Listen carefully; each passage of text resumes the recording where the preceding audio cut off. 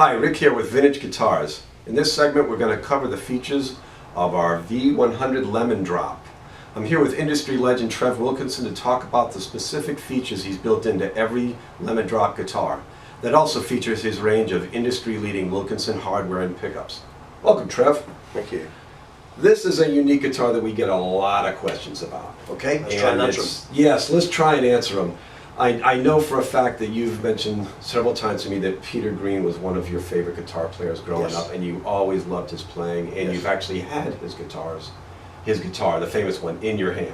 Many years ago, yes. Many years ago. So tell us some of the features that make this guitar famous. I think probably the biggest feature is that reverse front pickle. Yeah, and there's a story that accompanies this, and a lot of legend. Yeah, there's speculation. Correct. There's several stories that go around about this pickup, but the reality of it is, this front pickup was taken out of the guitar when he was recording an instrumental track on John Mayall's hard roll album called The Supernatural. And now we're going back to sort of like the mid-60s. So now we're talking about, we didn't have all these fabulous overdrive pedals for the sustain and everything. All we've got is Peter and his amp and this guitar. And so he was trying to create this incredibly long sustaining note at the end of each of the riff segments. And he thought, probably rightly so, that this pickup, the magnetic pull, was stopping the string from vibrating. So he took it out and he played The Supernatural. And then after that he had to put it back in again.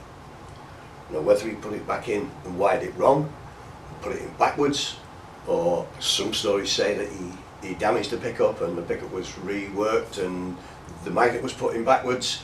Whatever happened created that really sort of like classic Peter Green, out of phase, nasally kind of like sound. Yeah. And you can only get it if they're out of phase. Right. And I think that was a sound that stuck with me. Yeah. And I always wanted to do that. And a lot of other guitar players. A lot. Yeah. And if you can play like him, if you can play like him now with this guitar, you can sound like him. There you go. Yeah. Good luck with that, right? Yeah. Exactly. Yeah. Yeah. That's fantastic. And talk about the pickups themselves, the magnets and the covers, because that's important. It's very important. I was very privileged. I think I've told this story several times, but we'll do it again for our new listeners. I was visited many years ago by Seth Lover himself. And he explained exactly how he invented the humbucking pickup, what he did, and he said one of the most important things for a PAF pickup, for the want of a better terminology, like not only the wraps, not only the winds, not only the magnets, not only the coils, it's got to be nickel silver backing plates and it's got to be nickel silver covers. And if I do this while I'm talking to you, that's what a brass cover does. Which is what they did later. They used brass covers and wondered why those original PAFs are so highly sought after. Correct, and that's why everybody in the 60s and the mid-60s took off the covers, because the pickups then became alive again. Yeah. But if you're going to do a real one, then do it like a real guy did it. And we use real nickel silver. And I was very honoured to get those specs off Seth Lover himself. So it made this guitar even more special for me, made it come alive as a great replica. Yes. And the reason for the mismatched knobs?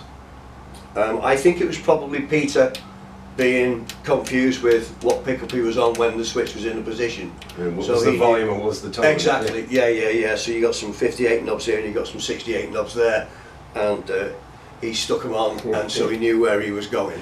Easier to see. And the Lemon Drop came about due to the finish fading. Yes, it didn't start out as a lemon drop, it started out as a cherry sunburst basically, and over the years the cherry faded, went to dark brown on the back, cherry faded from the front, just became all lemon, see-through, hence Lemon Drop. Classic, yep. And we wanted to mention that he changed his tuners at some point on the original guitar, which we've also replicated. He did, yes. Reality-wise, the tuners didn't last as long as he would have liked them to.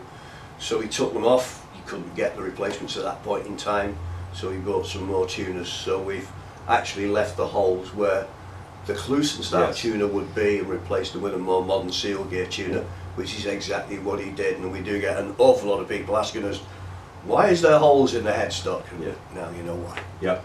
And we also do make a non-relict version of this guitar, which is identical, that has these tuners but doesn't have the holes in, and is not relict, and that's the regular Lemon Drop. So for people that prefer that style, we do have that available. Fantastic. Thank you. Yep. Thank you for watching. For more information on our website, you can go to vintageguitarsus.com.